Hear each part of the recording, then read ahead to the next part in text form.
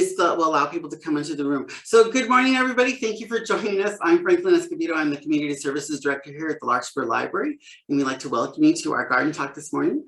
So we'll give it a moment as everybody starts coming into the room. Today, we're going to have a workshop with Judy Orsini for the UC Marin Master Gardeners. We're going to do strawberries first, and then we're going to have a Q&A in between.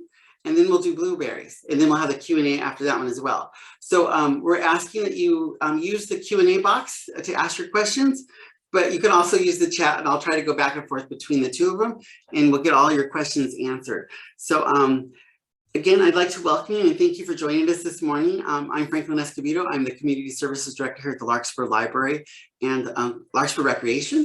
And we're here today with Judy Orsini. Judy has done a presentation for us maybe a little over a year ago, but we'd like to welcome her back. And today she's going to talk about strawberries and blueberries. And so I'm going to hand this over to you, Judy. Okay, thank you very much. Hello, everyone. Yeah, strawberries and blueberries are my favorite fruit. So that's why I was interested in, doing a little bit more research on them. And I hope it's the same for you. So my presentation today is chock full of information, so I'll try not to go too fast, and please feel free to ask your questions or put them in the Q&A, and I'll be happy to try to answer them.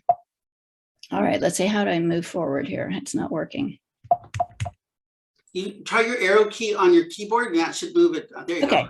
All right. So I'm a master gardener, and we're basically trained to provide research-based information on home gardening, pest management, and sustainable landscape practices. This season, we'll actually have booths like this one back at the farmers markets. Last couple of years with COVID, we haven't had them there. We also have an office in Nevada where master gardeners will respond to your phone calls, emails, and even in-person questions related to home gardening. With COVID, it might be better to call or send emails because our staffing is a little bit more limited, and it might take a little bit longer for one of us to get back to you. We also have a website with lots of information, more than you could probably ever need, and a newsletter that you can sign up for. And I'll have more information on these at the end of my presentation.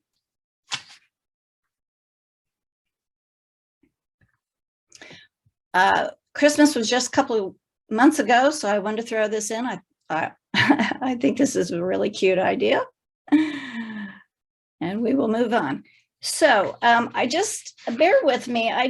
For a minute or two, I'd like to share a little bit of information about the source of the berries that most of us buy at the grocery store. As of 2018, Driscoll's, which is a fourth generation family-owned business, controlled more than a third of the entire US berry market and over 60% of the organic strawberry market. They grow berries in over 21 countries, so quite expansive. It all began in the 1860s when the first commercial strawberries were grown in the Watsonville area and delivered by freight trains. The first variety sold was named Sweetbriar.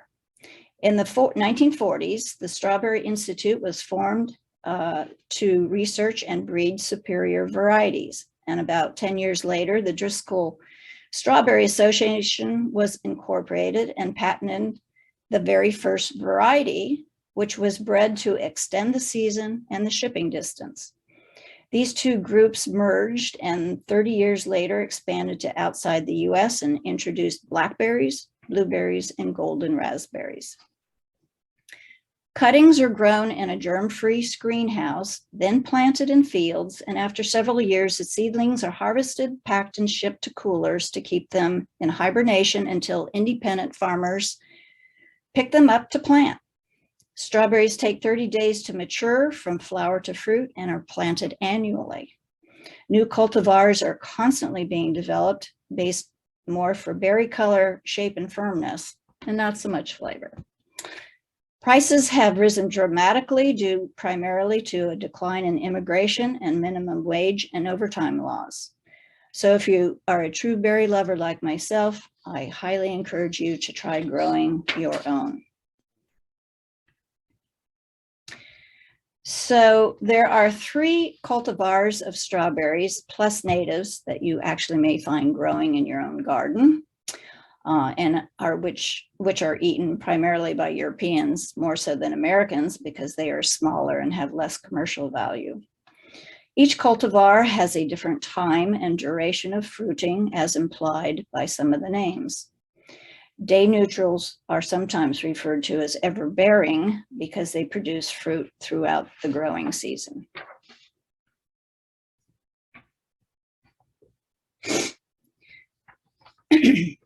So June-bearing strawberries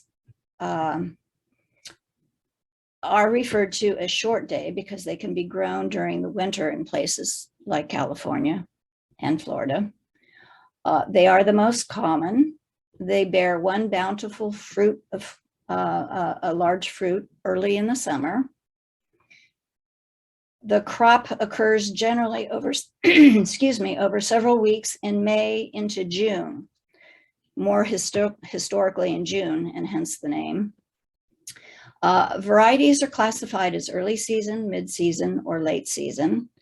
And you can prolong your harvest season by planting varieties that produce during different parts of this short season. Some plant catalogs like Burpee will sell sets of 3 varieties to take all the guesswork out of this for you. They don't produce a crop the first year, but they will produce berries for the next 3 to 4 years and generate numerous runners that can be grown into new plants. They do have to be pinched, though, to keep the plants productive. So day-neutral strawberries are often referred to or classified as ever-bearing. And for this presentation, any reference to ever-bearing strawberries will include these day-neutral ones. They produce fruit throughout the growing season, not just for a short period of time. And they have 3 peak periods of fruiting, usually in May or early June, then again in mid-July and late August and into September. They continuously produce as long as it is about 90 degrees or cooler. They don't produce fruit the same year that they're planted, and they only produce fruit generally for 1 or 2 years. As I said, the commercial growers usually replant them every year. The fruit aren't as large as the June bearing, and the yield is lower. They also produce fewer runners.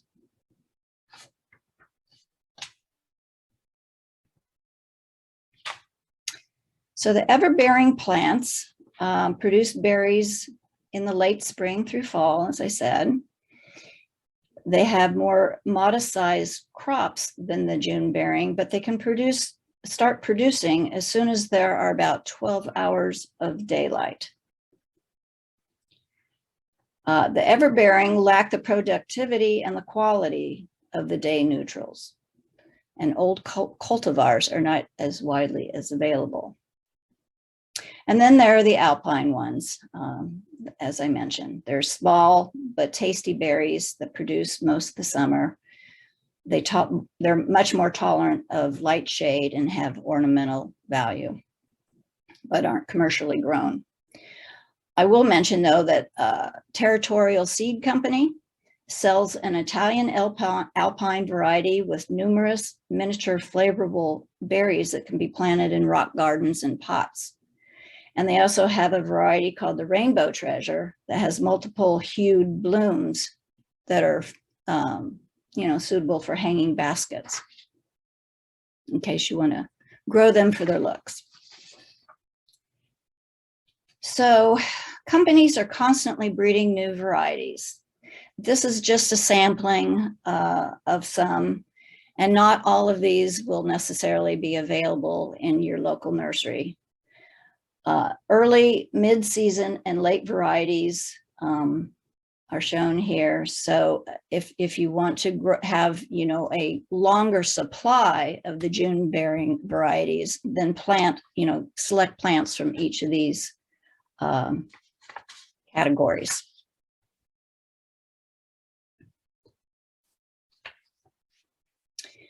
And of the ever-bearing, probably the most well-known one is the Albion, and these are also sold in stores and almost all nurseries.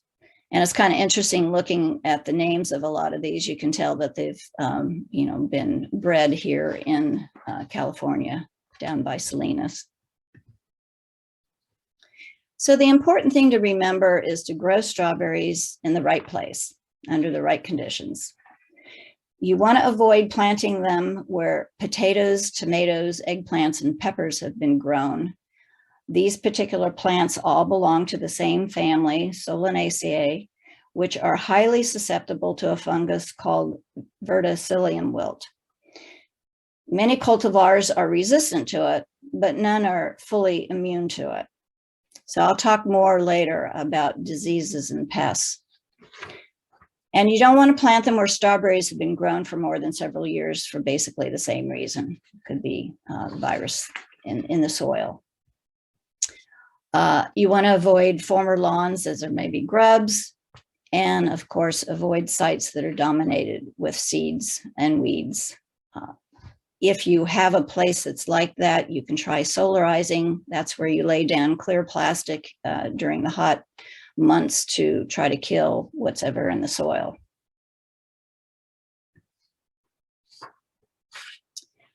So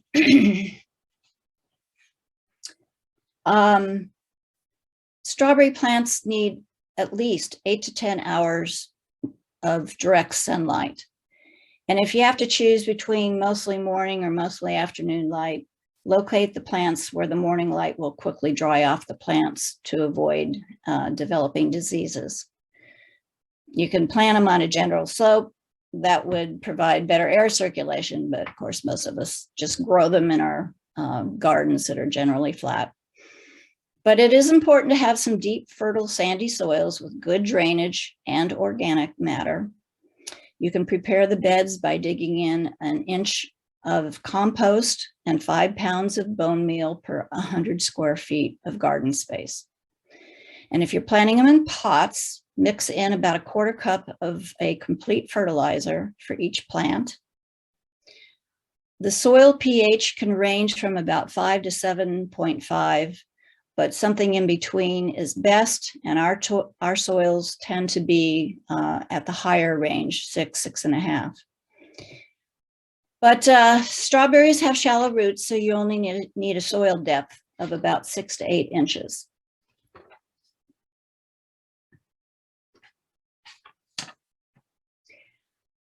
So the June-bearing plants can be planted at the end of summer after the temperatures begin to cool and into November.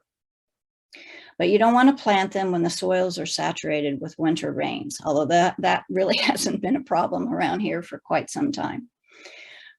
June bears will produce fruit the following year. The ever-bearing plants, of course, could be planted as early as February and through the spring, and they will produce the fruit that summer through the fall. You can buy healthy bare root or container plants in the spring or propagate runners from the healthy mother plants in the fall. I'll talk about propagation in a minute. You want to trim off any damaged or brown leaves and roots that don't look so healthy. And it's important not to let the roots dry out. So store them in shade or the refrigerator and maybe soak them before you plant them. And dig the holes just big enough to accommodate the roots without having to cram them in. And then you want to cover the roots with soil, but you don't want to bury the crown. And I'm going to show you a picture next of exactly what the crown area is. And then water them well and cover them with an organic mulch. Organic mulches include straw, cocoa bean hulls, holes, very fine wood chips, but you don't want to use leaves because leaves tend to carry disease. And you can use plastic sheeting. This is what the commercial growers do. Plastic sheeting helps to warm the soil, helps plants to grow in cool weather, promotes fruit ripening, and minimizes weeds, snails, and slugs, as well as decay. And here's the picture of a plant, and the crown is that little section there below the leaves, but above the roots. So you want to make sure that's above the soil level. So June-bearing plants should be planted about 18 to 24 inches apart. This will allow the runners to spread and root into the soil or the mulch, and over a couple of years, they will form a more dense bed. You can use the hill system for the everbearing. The key thing is to plant them a little bit. You can plant them a little closer, both as far as between the plants and between rows. And you will be clipping the runners to keep the mother plants more productive.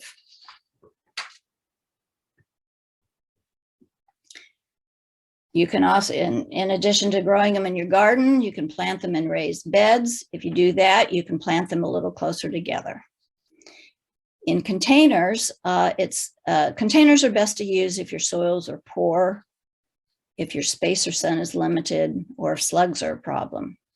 And you know, there's a variety of things out there that you can use, including pyramid planters, hanging baskets, strawberry pots, and grow bags. I do want to warn you, though, that if you grow them in containers, the productivity is generally less than in a garden where they have more space. If you do plant in containers, the potting soil can be relatively shallow. And if you're putting them in pretty big pots, you can put pebbles underneath the soil. I've even used styrofoam packing peanuts in the bottom of my pots to reduce the weight and also the water requirements. You want to wrap the root bundles with damp newspaper and then tuck them into any small openings, and mulch to keep the soil as moist as possible, because soil in containers dries out more quickly. Options for getting enough water evenly to your roots: you can mix in water absorbing crystals into the soil.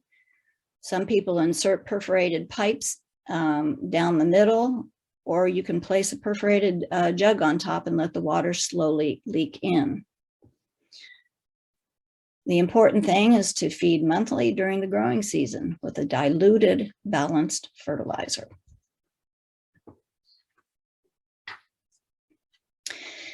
So water your strawberries about once a week. It's best to water in the morning so the leaves have a chance to dry off and avoid getting any disease. And you should probably ramp up the watering when the berries begin to enlarge, depending on, you know, what the weather is doing. Keep the soil moist but not soggy. Drip or soaker hoses are best. Feed your June bears after planting and again in late summer, and feed the everbearing plants monthly throughout the summer. Use an organic nitrogen-rich fertilizer. These might include seaweed, fish emulsion, blood, bone, or feather meals. Those are all rich in nitrogen and are organic. Snip off the flower buds of the June-bearing plants the entire first year. I know that's a hard thing for us gardeners to do, but it's important. For the everbearing, do this only until July 1st. And then pinch off runners the first year, and then all but a few. And pinching off the flower buds and the runners will help keep the plants more productive. And use straw or newspaper for frost, if frost is a problem in your area. I guess it's been a problem around here lately. So with the June bears, it's important to renovate them. You do not renovate the everbearing, just expect to have to replace these every year or two. But the June bears, renovation helps to produce larger fruit. Begin immediately after the first harvest and then perform every year after that, and until your plants lose their viability. Remove weeds, narrow the rows to 6 to 12 inches, and thin the plants about 5 inches or so in each row. Select the strongest runner plants for propagation and remove the original mother plants. You can shear the plants to about 1.5 inches high. That will make the plants more productive. All that growth will return. And fertilize and water them, and the plants will rebound. I guarantee it. So let me talk now about the propagation of June bears. You can start new plants in the late summer, aiming for rooted plants in mid-October.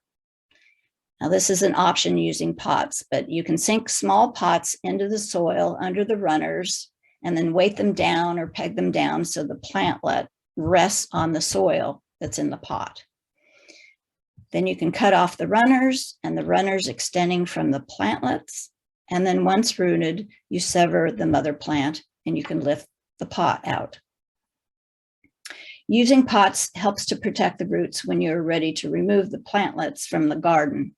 But as I said, it's not really necessary. You just want to be careful with the roots.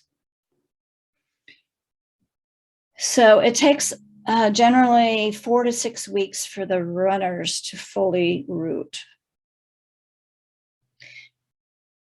By mid-October, you remove the plants from the pots and shake off the soil. And then you want to store them in plastic bags at about 34 degrees for a couple of weeks, and then replant them or plant them in early November. If you do keep them in refrigerators, most refrigerators are kept at about 40 degrees, so you might want to turn it down. You might want to turn down your refrigerator during that time that you have them stored in there. So fungal diseases, mold, mildew, root rot, verticillium wilt, those are probably the most common and troublesome diseases. There's a lot of things that can get to them, which can be frustrating. Probably the most important thing to do is to buy disease-resistant cultivars rather than planting runners if you've had this problem in the past or if you're worried about it. Straw mulch, sufficient light, good air circulation, and well-drained soil will help prevent most diseases. And as I said, don't plant them where plants have been affected in the past, and then relocate them every 2 to 4 years or to somewhere else in your garden. Adequately space plants, pinch off leaves and runners, use drip irrigation or soaker hoses, avoid excessive nitrogen, and then discard any dead foliage or damaged foliage and fruit as soon as you see it, and try to harvest frequently. I just want to mention, to control many of these diseases, there's something called Zonix biofungicide, which may be used. It's an organic foliar spray that kills disease-spreading spores. It can be applied before the first signs of disease or even applied to the soil prior to planting. If you're expecting that fungal diseases are going to be a real problem in your garden. Pests include sap beetles, strawberry root and bud weevils, spotted wing Drosophila, slugs, snails, aphids, mites, and birds. Lots of pests. I have the most problems with slugs and snails in my garden. So you want to keep your fruit well harvested. As I said, discard damaged and affected parts of your plants. Weevils leave a ragged chewed edges on leaves in the spring. You can go out there in the evening with a flashlight and try to knock them off in the container and get rid of them. If that's unsuccessful, try removing the afflicted plants and solarize the soil, like I said, at the season's end, or relocate. Slugs leave holes. You can try trapping them with tin cans or deep pipe plates filled with beer. Not every gardener has had success with that. You can try using copper barriers or even scatter slug baits, which I know some of us don't like to do. And then for birds, some kind of netting will help. Pyrethrin may also be used. It naturally occurs in chrysanthemum flowers and is considered an organic insecticide if not combined with synthetic substances. It targets the nervous system of insects. Unfortunately, that includes beneficial ones, so only use pyrethrin as a last resort. So for my summary, June bears produce one big annual crop, but lots of runners. What are the most popular because the fruit is generally larger and tastier? The everbearing delivers berries throughout the summer. You need to renovate the June bears every year after harvest, and you can propagate the plantlets. Don't neglect your strawberry beds. Remove the blossoms as recommended by type, excessive runners, and competing and older plants. Keep the soil moist and nutrient rich with compost and organic fertilizers, and harvest with their green caps and with short stems, and refrigerate unwashed, and then you can enjoy them. So now I'm ready for some questions. Franklin, are you there?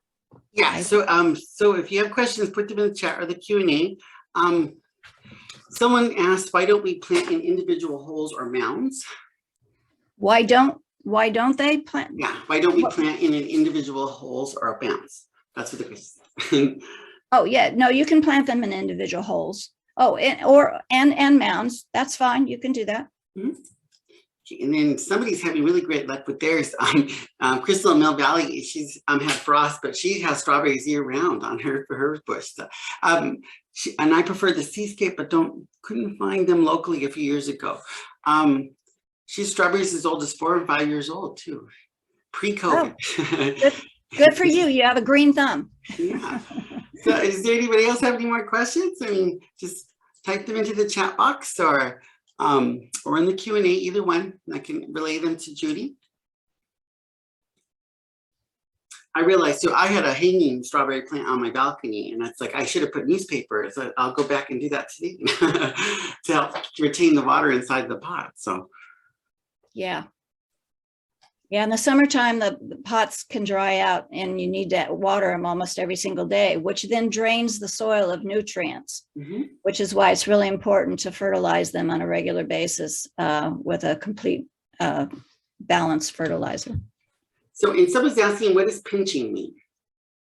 Oh, pinching just means snipping off the flower buds and or the runners. And then someone's asking, are Alpines long-lived as well? Oh yes, and they can be, and they can also be invasive. They'll take over a garden space. So just beware. And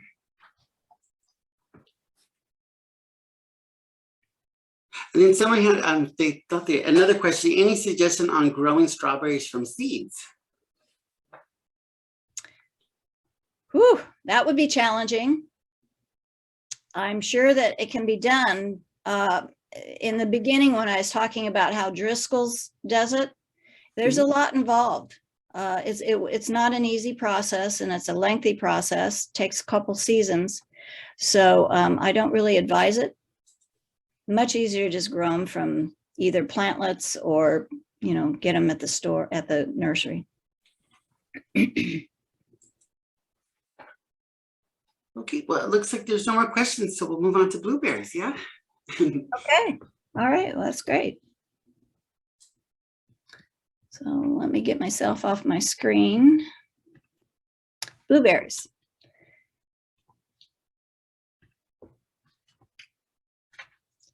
So for Marin County, Southern High Bush is the best type to grow, and that's the one I'm going to be focusing on today. These Southern High Bush are hybridized for superior fruit, soil adaptability, heat tolerance, and low winter chill requirements. Most, but not all, blueberries need at least 800 hours of temperatures below 45 degrees during the dormant or the winter season to do well. Berries will ripen May through August, depending upon the variety. And just like strawberries, there are early, mid, and late season varieties. Blueberries are self-pollinating, but you'll get larger berries if two varieties are planted together. For optimum pollination, the varieties should also have overlapping harvest windows.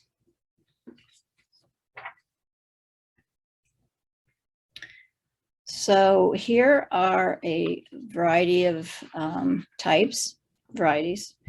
As with strawberries, horticulturists are constantly creating new hybrids.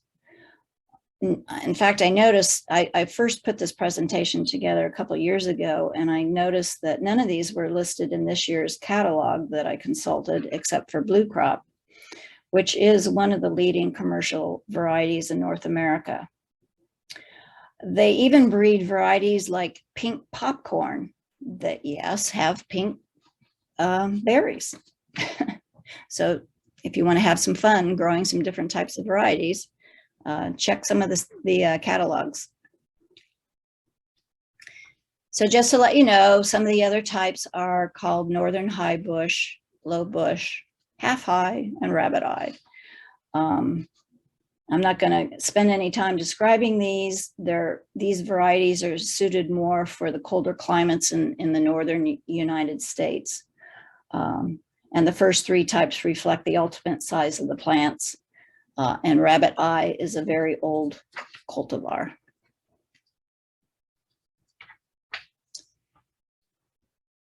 Blueberries require about 6 to 8 hours of direct summer sunlight, and good drainage is essential. A sandy loam is best.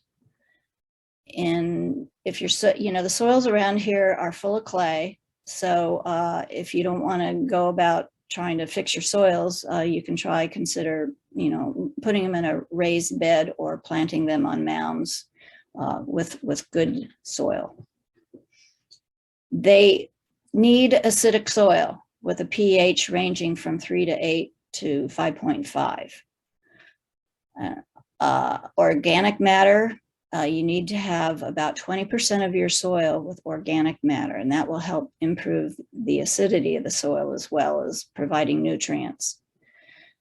To decrease the pH, because our pH tends to be a little on the higher end, you can add powdered elemental sulfur, which you can buy at any nursery. And it's best to add any amendments, preferably 6 to 12 months prior to planting. But if you're a lazy gardener like me, you tend to put it in just when you're planting. Shallow roots are susceptible to drought damage. So it's important to keep your plants, moisture in your soils around your plants. Buy 1 to 3 year old disease-free plants. Let's see, it's still February. Bare roots are often sold around this time of year, and containers will follow, in the next couple of months if they're not already available. And again, plant at least 2 varieties together for cross-pollination for better productivity. I've listed here some different soil mix options. You can use wet peat mixed with soil 50-50, or you can put in a 1.5 cubic foot bag of a high organic acidic planting mix, or you can make your own out of sand, sawdust or peat, and oak and pine leaf mold. If you use this stuff, it needs to be partially composted.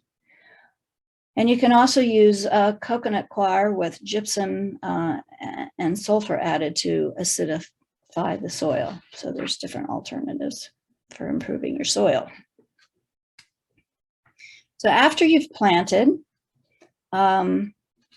you don't have to do this, but it's recommended that you prune your container plant roots, or excuse me, not the roots, the plants, to about 1/3. This helps reduce transpiration while the roots are adjusting. And then add 3 to 6 inches of organic acidic mulch.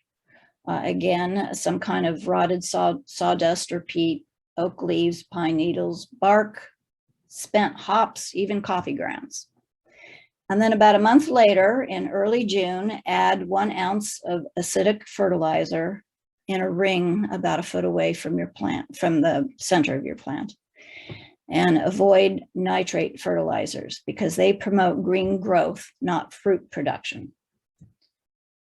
And nurseries sell many different acid-based fertilizers like those for citrus that can be used on blueberries.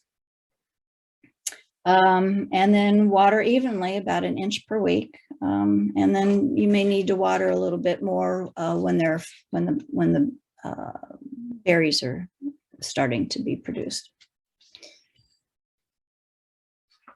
And then during the growing season, remove the fruit buds and the blossoms the first year or two to strengthen the branches.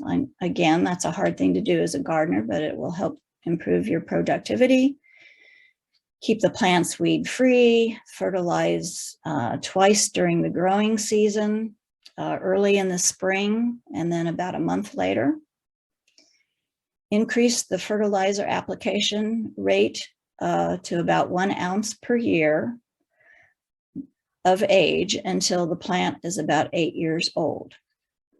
And add acidic mulch about every 1 to 3 years.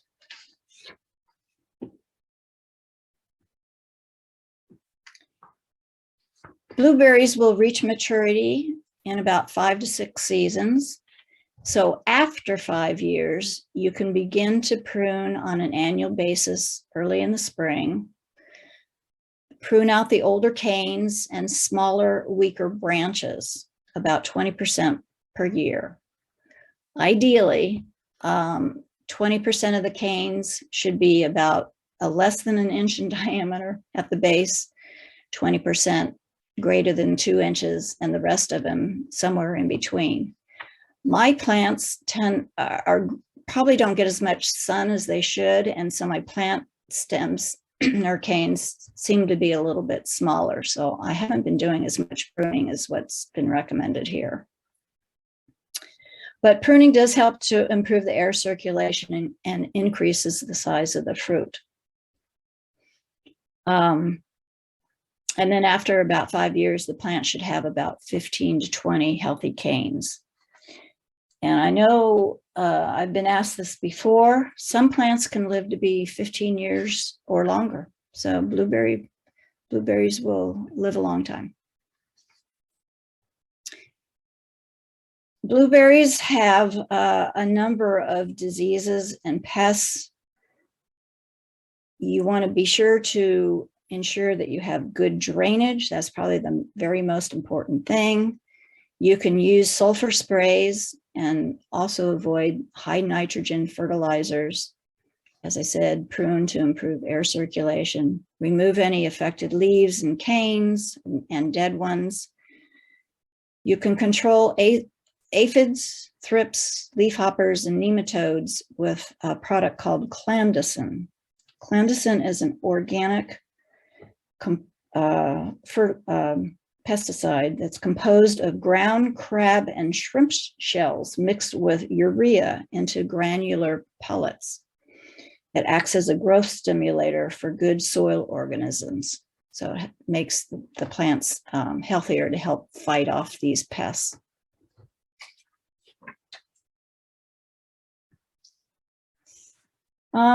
Mummy berry is not a really big problem around here in the dry western US, unless you happen to live near the coast where there's a lot of fog.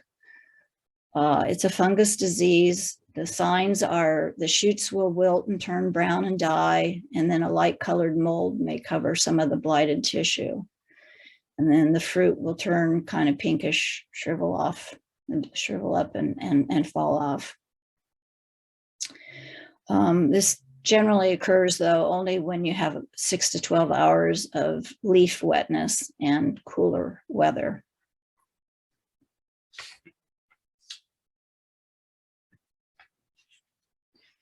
These are a couple of the pests. The blueberry maggot. The berries become soft as the white larvae eat the pulp. Yellow sticky boards or red spheres may help trap the adult flies. For the blueberry maggot, you can try spraying with Imidin, but it's a hazardous insecticide, so it should only be used if you're really desperate. Caterpillars, thrips, spider mites are also problems. You can try using neem oil, pyrethrin, or spinosad on caterpillars and thrips. Neem oil is derived from neem tree seeds and is not harmful to humans or animals. And spinosad is a natural substance made by soil bacterium that can be toxic to insects by causing paralysis. So be careful using that. And then birds, if you have a problem with birds eating your blueberries, which a lot of people complain about, try using some kind of netting or cloth cover. Cutworms can be a problem. They feed at night on the flower buds and the foliage. Here's a picture of what one looks like.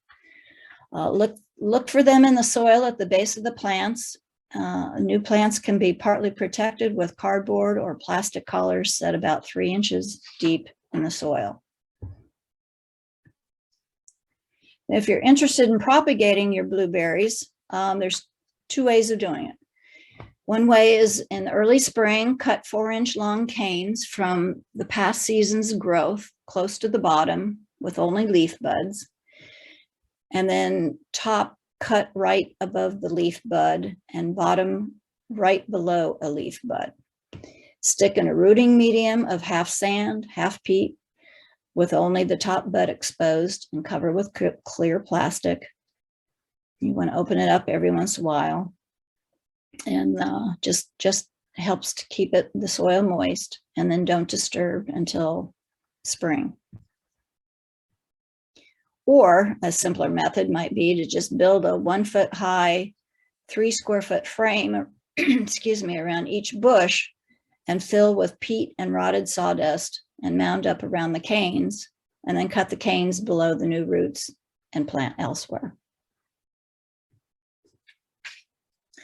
So for the blueberry summary, the southern high bush is the best variety here, around here. Plant 2 or more varieties near one another for better productivity. You need a lot of sunlight, most or all of the day, with acidic soil and plenty of organic material and good drainage. Fertilize in the early spring and again about a month later. Water and mulch regularly, and no need to prune until about after 5 years. And then, of course, be on the lookout for any kind of diseases or pests. So I'm ready for some questions, and then after I answer your questions, I'll give you some information about the online leaflet that you can sign up for, and some information about our website. Okay, so the first question is from the, it was one that came after we stopped doing the strawberries and started doing blueberries, but you had the picture of stacked pots over the strawberries sharing water applied to the top of the pot. I guess they were asking, is that how the water gets down in the little pot that had the strawberries like tiers? Yeah, you can water from the top, but you may have to also add a little bit of water to the little side pockets. I think that's what the person means. Okay, yeah. And so someone's asking, what is the best way to protect plants from and berries from birds and other critters? Some kind of plastic netting. They make netting that has very small squares to it. You can even use chicken wire, or some kind of a cover cloth. So there's a lot of different things you can use. Okay, and then when mulching 3 to 6 inches, should the mulch be kept away from the stems, or is it okay to mulch the canes? Yeah, it's always best with all plants when you mulch to keep it away from this trunk or the canes or the stems of the plant, because it can, again, you don't want moisture up against those stems, because that'll invite disease. Now somebody's asked a question about Roundup. Is it legal in Larkspur? I'm not really sure. The best place to ask would be the city clerk, because they can look it up to see if it is banned or not. But I know that Public Works has not used a Roundup in their stuff for quite a while now. So, and I think a lot of Marin County cities have stopped using Roundup. So, yes. Then, okay. Don't advise it. Yeah, and then don't put it dry your berries either. My blueberries are large containers. Do they ever need to be repotted? Blueberries in large containers. Do they ever need to be repotted? I would think so. I haven't grown blueberries in pots, but they develop a pretty extensive root system, and if you want bigger plants and more, bigger fruit and more fruit, I think probably after a while, after a couple of years, you're going to have to repot, or at least put into bigger pots with fresh soil. Good soil that has, lots of nutrients in it. Mm-hmm. And someone's asking, when do I prune since my plants have berries and buds early February? Is this a blueberry question? I think it's a blueberry question. That's what I'm hoping it's a blueberry. When to prune? Yeah, when to prune.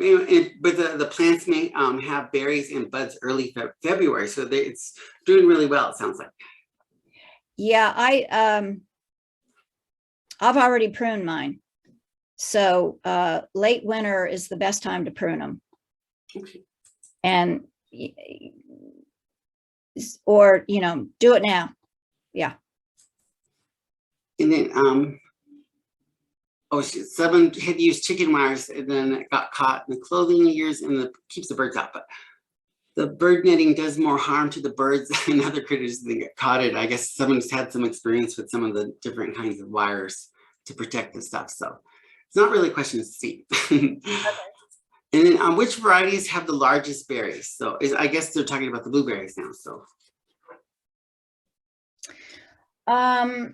Yeah, that's, it's really, you should go to the nursery and just, look at the tags and read, because, I can't really say which ones have the bigger berries. Although I think there's one called, where's my list of blueberries? Bountiful Blue, I believe, is known to have the one that I mentioned that is commercially grown. I do know that particular one has really big berries. And someone in the audience is saying South Moon has a pretty large berry too. So. Okay, good. Yeah, if anybody else knows. I always do. There's a couple of master gardeners always in the audience too. Yeah. And then the last one. Excuse me. Blue Crop was the one that I mentioned that is commercially grown, and it's because it produces a big blueberry. Okay, cool. And then someone's saying, I get organic strawberries and blackberries from the farmer's market and put away on a tray in the freezer. Are the small larvae that come out of the frozen berries the maggots you mentioned? I guess after he freezes them, the little bugs come out of them before they're fully frozen, I guess. He's wondering if they're the maggots. If they're small, white, long things, they're maggots. Mhm. kind of oval shaped. Yeah, that's that. I don't like hearing that. Yeah, that's like, okay, does anybody else have any more questions? I saw someone had their hand raised, but they lowered it. So, oh, no, there's still one person. So, Judith, are you unable to use the, oh, no, they took it down. So I was trying to make sure that, so if you have any more questions, just add them to the chat box or to the Q&A and I can relay them. Yeah, so here's some of the sources I used for this presentation. I mentioned some of the catalogs, Territorial and Burpee, although there's lots of other ones out there too. Oh, it's gonna, could you go back real quick, Judy? Oh, I'm sorry. Sure. The librarian, I'm trying to get all the titles to make sure we can see if they're in the catalogs. Okay, you're good. Yeah. Mm-hmm. Okay. So I mentioned that we have a online pamphlet that's produced quarterly called the Leaflet with all kinds of good information in it. So if you want to sign up for it, then you can download this right now with your phone camera, or you can just get a hold of the Marin Master Gardener office and let them know that you'd like to get to receive the leaflet on a regular basis. And then I'll also include a link in the follow-up email with the recording. So it'll take you back to the Master Gardener's page too. Okay. And then finally, here's our website and phone number and our email address.